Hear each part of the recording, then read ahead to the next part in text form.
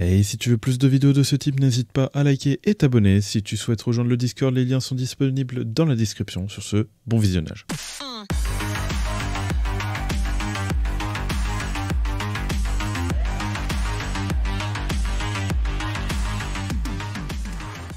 Et bien le bonsoir tout le monde, on se retrouve pour une nouvelle vidéo sur Solo Leveling Aura. J'espère que vous allez bien parce que moi ça va nickel.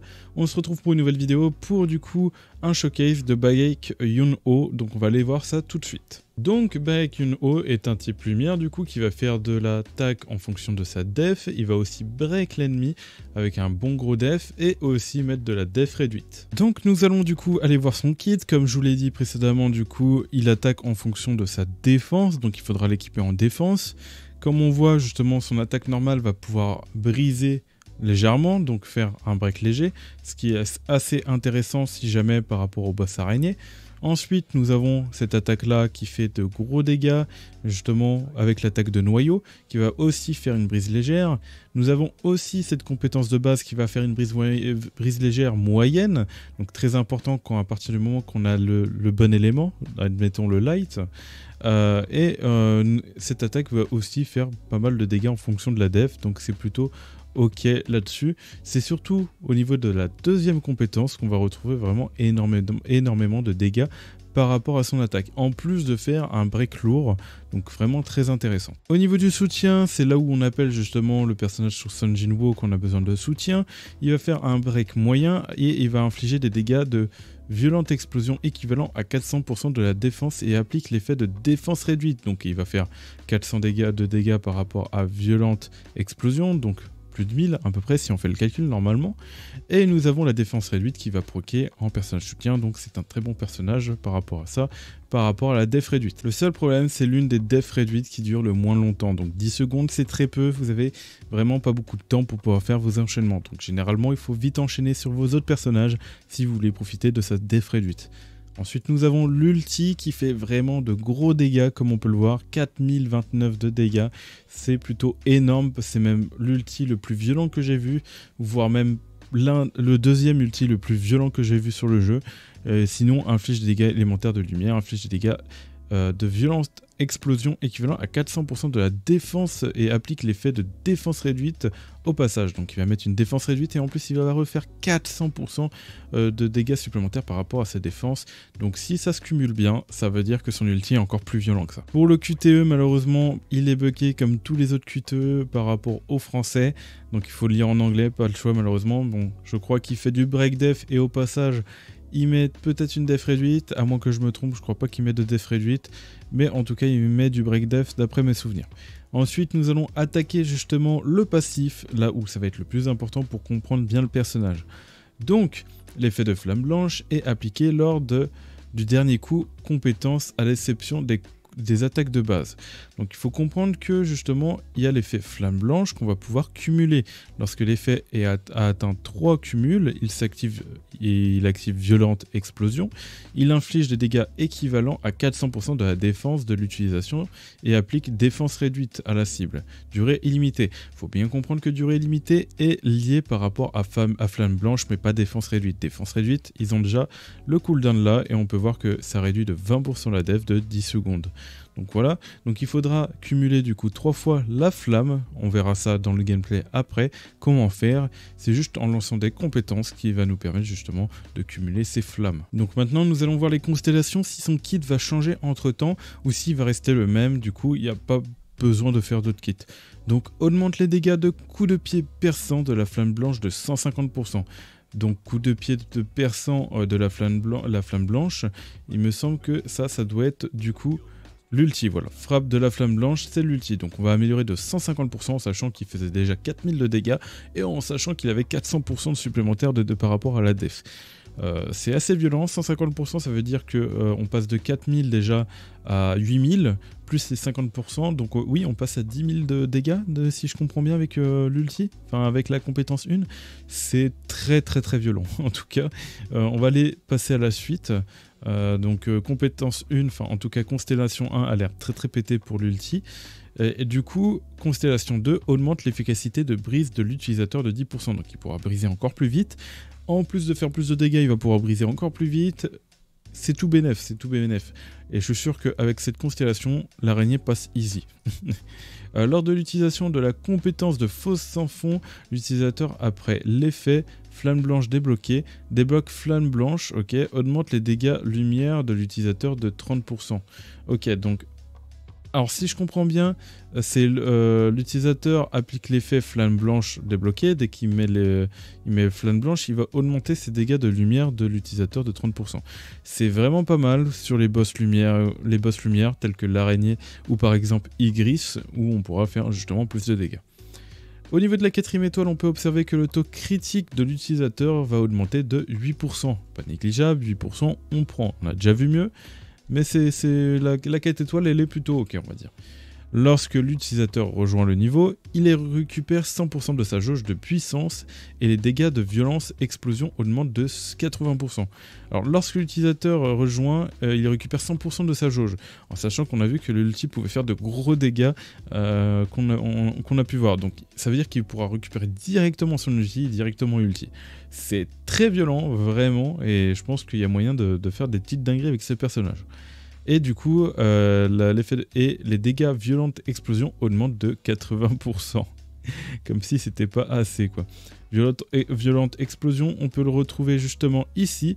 Donc on est déjà à 400%. Si on passait à 100%, on était à 800%. Mais vu que c'est de 80%, on va dire que c'est à peu près à 700% en plus, quoi, à peu près. À peu près, je dis bien, parce que j'ai pas fait le calcul. En termes de stuff que je voirais bien sur lui, et vraiment le plus potable, c'est le one hit kill après réflexion. Parce qu'il est clair qu'avec son ulti, il va augmenter de plus de 700, plus les 10 000 d'attaque qu'il va faire à côté.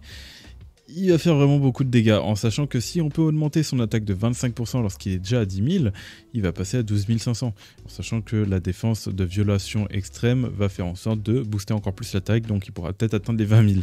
En tout cas, c'est comme ça que je comprends le perso, et ça a l'air totalement broken. Donc si on peut mettre le one hit kill justement pour justement les compétences de l'ultime, et en plus de réduire sa recharge, ça pourrait être vraiment puissant. Après, ça, il faut bien évidemment le monter au moins Constellation 1 ou Constellation 5. Donc à partir de là, c'est vrai que l'équipement est vraiment très viable. Vous pouvez aussi très bien partir sur un full set destructeur qui sera tout aussi intéressant pour justement charger l'ultime, même si le one in kit va rester quand même mieux. Et vous pouvez très bien partir en set de 2 avec le set justement break qui va vous permettre de break plus facilement l'ennemi. À moins que vous voulez aussi utiliser que break justement contre les monstres light, vous avez aussi le full set de break qui vous permettra justement de break encore plus vite l'ennemi. Donc c'est complètement intéressant. Vous avez aussi le choix d'aller partir sur un stuff ténacité. Ce stuff ténacité va vraiment devenir broken aussi, parce qu'il faudra stuff le personnage en taux critique et dégâts critiques, pour vraiment profiter un maximum de dégâts. Mais je trouve quand même plus intéressant le fait de booster de 25% l'ultime, mais on sait jamais, le taux critique et le dégât crit peuvent vraiment peut-être monter l'attaque. Le set de fondation solide aussi est peut-être envisageable, vous pouvez le mettre en set de 2 avec un autre set, c'est tout aussi bien. En sachant qu'on va pas forcément attaquer avec l'attaque de base de Baek, on peut toujours utiliser ça au cas où. Donc pour résumer, les stuffs les plus intéressants pour moi sont le stuff full one hit kill et le stuff full ténacité. À vous de voir, après comme vous voulez stuff, vous pouvez très bien utiliser les autres équipements que j'ai mentionnés. Comme cet équipement ténacité, enfin plutôt analyse imparable qui vous permettra justement avec le set de 2 de break de 15% aussi. Donc au niveau des accessoires, vous pouvez très bien partir sur un set exécuteur qui permettra justement que quand le boss est à 70% de monter vos dégâts de 20%. Vous pouvez aussi très bien mettre le set justement de Berserk, même si c'est un peu moins recommandé parce que c'est un personnage défense, et justement si vous avez un personnage soigneur dans votre équipe, ça va être encore plus relou. Donc la condition concernant par rapport aux 70 HP du boss, vous allez faire 30% de dégâts supplémentaires. Bon, voilà. Ensuite, nous avons cette compétence là aussi qui est pas trop... Enfin, vous pouvez mettre justement ces accessoires là, même si on va plus chercher à ulti qu'à utiliser ses compétences, même si ces compétences aussi permettent de réduire la def, donc c'est un choix aussi qui est correct. Nous avons aussi le set justement d'expert plus tard, qui nous permettra peut-être de to-crit, enfin d'augmenter nos attaques. Non, limite, oubliez ça, tant mieux que je le dise dans la vidéo, oubliez ça parce que justement ça va boost votre attaque % et pas vos défenses %. Donc justement ça va pas vraiment monter l'attaque de Baek, quoi. Donc c'est tant mieux, comme ça au moins je vous préviens au cas où, mais l'expert est pas trop recommandé. Donc les stats qu'on va aller chercher en dessous des accessoires, ça va être def%, def supplémentaire ou hausse de dégâts. Vous pouvez aussi aller chercher taux crit et dégâts crit et le perso sera parfait. Comme vous le voyez justement dans Basique, justement, il est recommandé, dans Artefact plutôt, stats recommandés de mettre défense, dégâts de lumière et taux critique. Même si, bon, dégâts de lumière, on peut que avoir ça sur ce genre d'accessoires. Au niveau des armes, vous pouvez très bien partir sur le bouclier qui va vous rapporter de la défense, qui va vous permettre justement de gagner des stats. Ou vous pouvez aussi très bien partir sur le bouclier violet, même si c'est un peu moins rentable. On peut aussi partir sur l'épée qui va permettre d'augmenter les dégâts de la faiblesse de l'utilisateur de 9%, donc, et augmente aussi la défense de 10%, le fait d'avoir amélioré l'arme bleue full étoile. Donc très intéressant, du coup on fera des dégâts en fonction de la faiblesse, et en fonction on va gagner aussi 10% de défense supplémentaire pour faire 10% de dégâts supplémentaires. Au niveau de l'arme justement de Baek, l'arme est plutôt intéressante, elle augmente les dégâts de lumière de l'utilisateur de 4%, et en plus de ça, la défense de l'utilisateur va augmenter de 5%, donc ça va augmenter de 5% l'attaque de Baek vu qu'il est basé sur la défense. Voilà. Donc une arme plutôt intéressante. On peut, quand on va la maxer, elle va faire beaucoup de dégâts, mais au début, c'est pas la plus rentable, je trouve, parmi toutes les autres armes qu'on peut trouver de meilleures armes, quoi. Bref, je préfère conseiller justement des armes bleues au début ou les armes violettes pour faire le taf en attendant, et l'arme SSR vous verrez plus tard quand vous pourrez justement farmer assez d'ingrédients pour pouvoir farmer les armes. Ah, et j'allais oublier, si vous avez des compétences à améliorer, vous améliorez la compétence 2 parce qu'elle va faire de gros dégâts, et l'ultime aussi parce qu'il va faire de gros dégâts, et encore plus si vous l'avez C1. Donc je vais vous montrer du gameplay justement avec l'araignée, avec Baek, et vous montrer à peu près comment on l'utilise, surtout que l'araignée est du coup sa faiblesse est de type light, donc on va faire de gros dégâts justement de break shield avec justement Baek. Donc là je vais switch justement avec Baek, on va pouvoir en profiter ce qu'il va faire, donc on peut voir justement qu'il met du break shield, il met l'effet de la flamme blanche, et au passage regardez au bout du troisième flamme blanche je vais faire de gros dégâts avec 400% de dégâts de violence, voilà. Donc vous avez vu que justement il y avait des flammes blanches justement qui se sont affichées au-dessus. Et au bout de 3 cumuls, ça, c'est comme si ça avait explosé sur l'araignée, ça avait fait de gros dégâts. En sachant que après que vous avez mis justement la flamme blanche, vous avez vu que j'ai mis une réduction de défense qui est actuellement là, qui va bientôt partir. Donc voilà, donc là je vais remettre une flamme blanche, voilà comme vous l'avez vu. En plus j'ai juste attaqué avec l'attaque normale, ça break son shield. Là on voit que justement j'ai 2 breaks, donc juste avec l'attaque normale aussi, j'ai pu remettre une troisième flamme blanche qui m'a permis justement de faire des gros dégâts. Le mieux, ce serait justement que vous utilisez la troisième flamme blanche justement avec vos grosses attaques. Donc admettons l'une des grosses attaques où nous avons la compétence 2 qui va permettre de faire des gros dégâts. Donc vous essayez de cumuler justement la flamme blanche, la troisième justement quand vous allez faire ça, ou de le faire quand vous allez faire l'ulti pour augmenter justement vos dégâts. Je crois que l'ulti, il n'y a pas forcément besoin, si je me rappelle bien, ça fait automatiquement le truc de violence, je crois, après je sais plus, donc après c'est mieux de le faire je pense là-dessus. Mais bref, voilà par rapport à ça, donc on va cumuler justement la troisième flamme blanche. Là vous voyez que j'ai fait 31 000. Là vous voulez... Bon bah là il est mort, c'est pas grave. C'était surtout pour vous montrer. Là je suis plus en mode shield. Donc là on repart, je vous remonte, tant mieux. Et après on va vous montrer avec l'ulti, justement quand on va faire en sorte que ça proc sur la troisième flamme blanche. Donc là on va faire une rotation normale. Donc voilà, je vais esquiver vite fait les attaques du boss. Là, on va faire une petite rotation. On va utiliser justement celle-là. Et là, vous voyez que ma deuxième compétence va faire de gros dégâts normalement. 16 000. Bon, bah, c'est pas non plus énorme parce que j'ai pas non plus stuff incroyablement mes personnages. Mais bref, voilà. Là, on va utiliser toutes les compétences pour essayer justement de cumuler tous les buffs. Là, on va faire ça. Là, on va break le boss. Nickel. On va même switch sur le perso. Voilà, on va mettre une flamme blanche. On va faire la deuxième flamme blanche que j'ai pas pu mettre à cause du boss. On va la mettre ici. Et on va ulti justement avec cette fameuse troisième flamme blanche. Et on va taper du 71 000. Donc si justement on ulti avec... Excusez-moi, hop. Ah justement, j'avais pas vu l'attaque. Mais si justement on ulti lorsque... hop, excusez-moi, je suis à moitié concentré en même temps. Mais si on ulti justement, bah, quand la flamme blanche est pas là, vous allez clairement faire moins de dégâts. Ah, j'ai pas vu l'attaque. Hop, Voilà, donc l'araignée va partir en haut, mais vous avez compris le principe justement du personnage. Nous allons pas forcément faire le boss justement parce que j'avais pas prévu. Et en tout cas, là, dans tous les cas, je suis sur une mauvaise run si c'est le cas. Mais voilà que par rapport à ça. Donc par rapport aux araignées, petit truc. Et au pire, pour l'araignée, je ferai justement une vidéo séparée. Donc là, on va pouvoir recommencer à la limite, vu que j'ai pas mal parlé. On peut à la limite. Et je vais justement switch sur d'autres personnages. Voilà, je vais même ulti, pourquoi pas avec Emma. Même si, bon, c'est pas... Voilà, je vais bientôt récupérer son ulti déjà. Tac, voilà. Ensuite, j'ai... Non, il faut pas que je... Voilà, il faut que j'ulti parce que là, il y a 2 flammes blanches. Et voilà, comme ça, je vais profiter, je vais faire des gros dégâts. J'aurais dû limite, en fait, vous montrer les dégâts que ça fait quand vous ne l'avez pas. En plus, ça me permet justement de me soigner. Voilà, hop. Donc habituellement là le 7 je le réussis, mais là c'est surtout pour vous montrer comment fonctionne Baek. Là, hop.